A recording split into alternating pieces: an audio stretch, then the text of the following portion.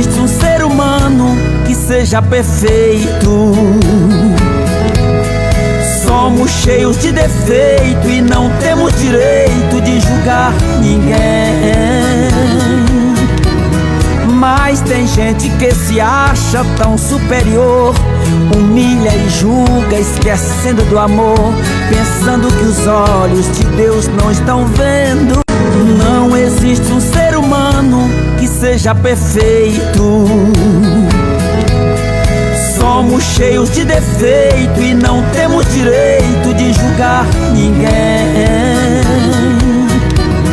Mas tem gente que se acha tão superior, humilha e julga, esquecendo do amor, pensando que os olhos de Deus não estão vendo. Não existe um ser humano que seja perfeito. Somos cheios de defeito e não temos direito de julgar ninguém. Mas tem gente que se acha tão superior, humilha e julga, esquecendo do amor, pensando que os olhos de Deus não estão vendo. Não existe um ser humano que seja perfeito. Somos cheios de defeito e não temos direito de julgar ninguém.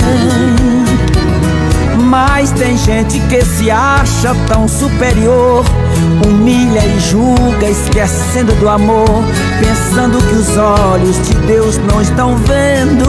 Não existe um ser humano que seja perfeito.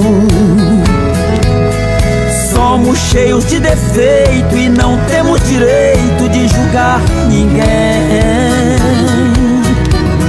Mas tem gente que se acha tão superior, humilha e julga, esquecendo do amor, pensando que os olhos de Deus não estão vendo.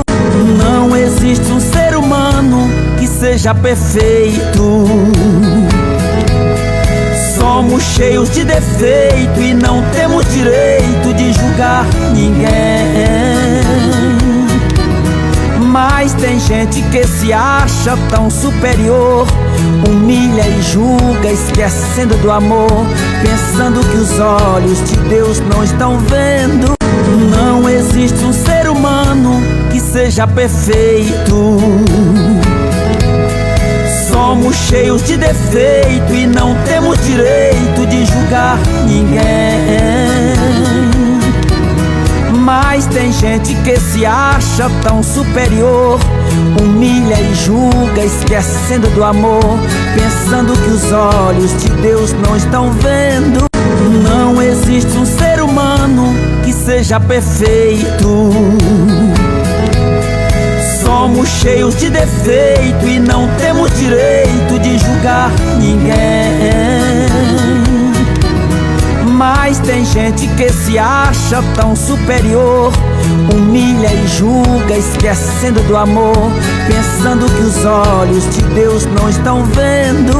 Não existe um ser humano que seja perfeito.